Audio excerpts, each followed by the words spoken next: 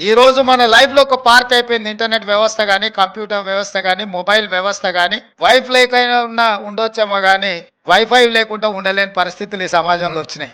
So వీటిని avoid చేయలేనప్పుడు, వీటి నుంచి దూరంగా ఉండలేనప్పుడు, ఇట్లా ఉన్నా కూడా మనము మన వ్యవస్థని, మన సాంప్రదాయాలను కాపాడుకుంటూనే మన పిల్లల్ని మనం మానసికంగా సంసిద్ధులను చేయాల్సిన అవసరం ఉంది. మన పిల్లలు ఎవరు? వీళ్ళే. ఇప్పుడు ఎన్ఎస్ఎస్ లో ఇంతమంది వేలాది మంది పిల్లలు జాయిన్ అయినారంటే వీళ్ళందరూ ఎవరు? మన పిల్లలే, మన కుటుంబ సభ్యులు. వాళ్ళకి సోషల్ రెస్పాన్సిబిలిటీ, సోషల్ పోలీసింగ్ కానీ, మారల్ పోలీసింగ్ కానీ, కమ్యూనిటీ పోలీసింగ్ కానీ మనం వాళ్ళకి నేర్పించాల్సిన అవసరం ఉన్నది.